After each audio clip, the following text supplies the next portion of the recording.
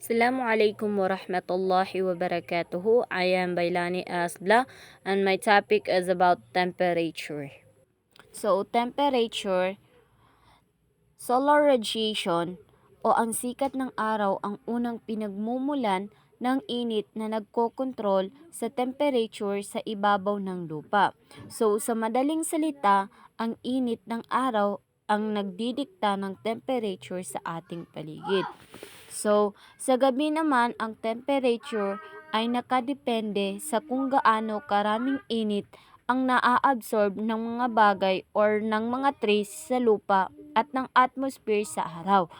Kung gaano kabilis nila ipapalabas yung init bilang terrestrial thermal radiation ay nakakaapekto din sa gabi-gabing temperature. So next is temperature at the soil surface. So ang temperature ng soil or yung sa mismong ibabaw ay tinatawag na focal plane ng temperature variation. So ibig sabihin dito sa contact ng atmosphere at ng soil mangyayari ang pinakamalaking pagbabago ng temperature. Halimbawa sa tag-init, ang lupa sa northern latitude ay kayang umabot ng 70 degrees Celsius which is 158 degree Fahrenheit o higit pa sa hapon dahil direct ang sikat ng araw. The exact temperatures depend on absorption at dissipation ng solar energy, vegetation at litter cover, soil color which is dark soil absorb more heat, water content and physical factor of the soil. So, ang example ng temperature variation is charcoal blackened soil, 163 degree Fahrenheit at 100 degree Fahrenheit air temperature. Gray mineral soil, 148 degree Fahrenheit. Yellow mineral soil, 144 degree Fahrenheit. So, ang bilis ng hangin ay isang mahalagang factor sa pagbaba ng init mula sa ibabaw ng lupa. Ang hangin ay nagdadala ng init habang ang mabasa-basang lupa naman ay lumalamig dahil sa evaporation na nagre-reduce ng solar energy absorption. So, rainwater effect. Kapag ang walang tanim na lupa ay binasa ng 1 pulgada ng ulan, ang temperature ay maaaring bumaba ng malaki. 41 degree Fahrenheit sa unang araw at 26 degree Fahrenheit sa ikalawang araw at 17 degree Fahrenheit naman sa ikatlong araw. So, temperature stability with depth. So, ang pagbabago ng temperature ay bumababa agad sa ilalim ng lupa. Ang mga pagbabago sa araw-araw ay nawawala sa loob ng isang talampakan at ang mga pagbabago sa buong taon ay halos hindi na nararamdaman sa ilang talampakan ng lalim. So, the next is temperature within the forest. So, sa mga kagubatan, ang presensya ng mga puno at canopy layers ay pwedeng magbago ng temperature. So, light can cover. Kung maluwang ang canopy ng puno, pwedeng makapasok ang solar radiation sa mas malalim na parte ng kagubatan na posibleng magdulot ng mas mataas na temperature sa kagubatan kumpara sa mga open areas.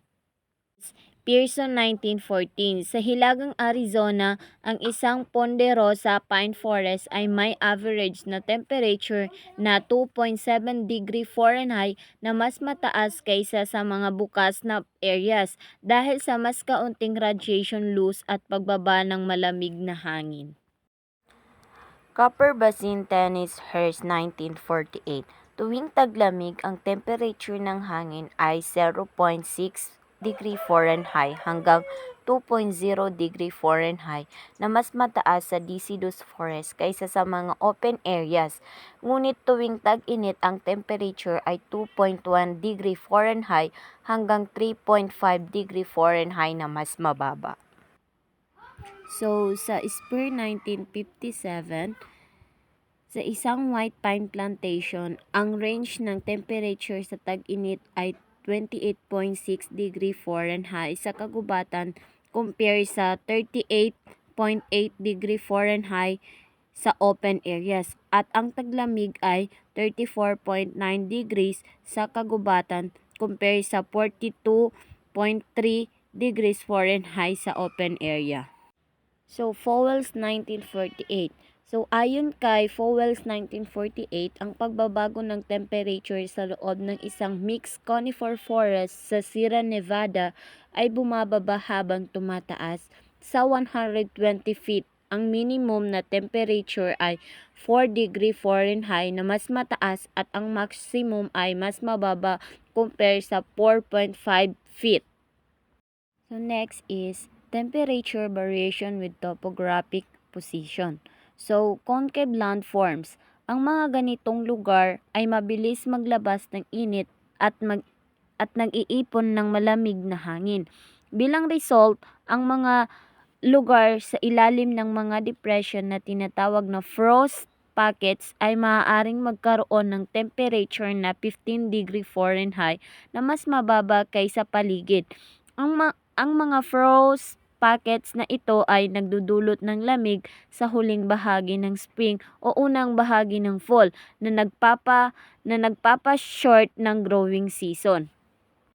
So kahit mababaw na depression na 3 to 4 talampakan ang lalim ay maaaring makaranas ng katulad na minimum na temperature ng mga lambak na 200 feet ang baba kumpara sa pangkalahatang level ng lupa. So, ang convex surfaces, ang ganitong lugar ay mabilis na nagde-drain ng malamig na hangin kaya't nagiging mas mataas ang minimum ng temperature sa midnight na nagdudulot ng mas mahabang frost-free periods at mas mahabang growing seasons. So, frost pocket formation. Ang frost pockets ay maaaring mag-form sa mga frost clearings kung saan ang malamig na hangin ay naiipon, kadalasan sa mga malamig na gabi. Ang mga puno sa paligid ay nagdadirect ng malamig na hangin patungo sa mga depresyon na nagdudulot ng mas mataas na posibilidad ng frost sa mga lugar na ito.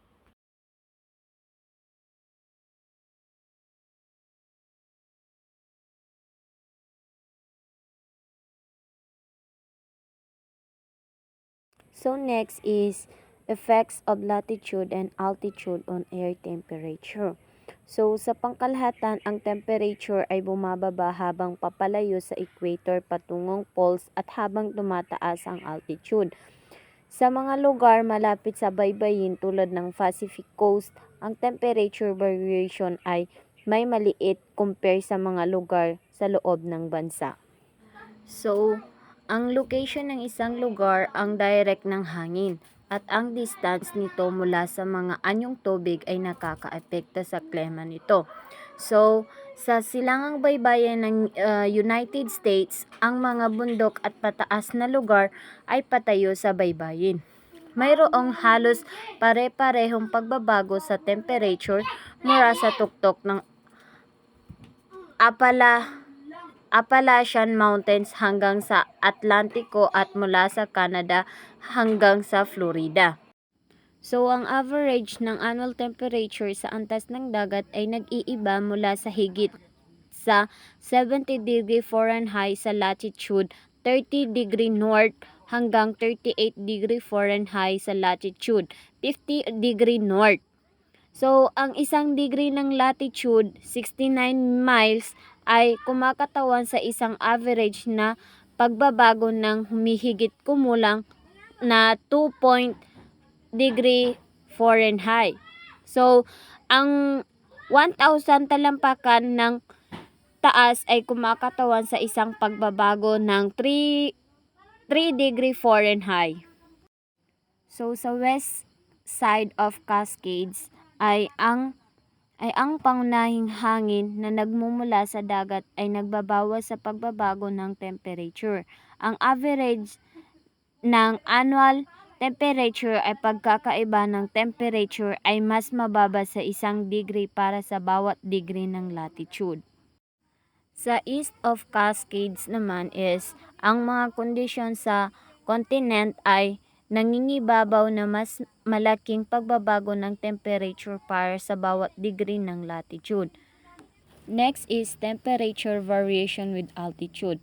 In maritime climates of California, ang temperature ay bumababa ng humigit kumulang ng 1 degree Fahrenheit para sa bawat 1,000 feet na pagtaas sa taas. So, sa loob ng American West, ang average na pagbaba ay humigit kumulang sa 3.5 degree Fahrenheit para sa bawat 1,000 feet ng taas. And that's all. Thank you.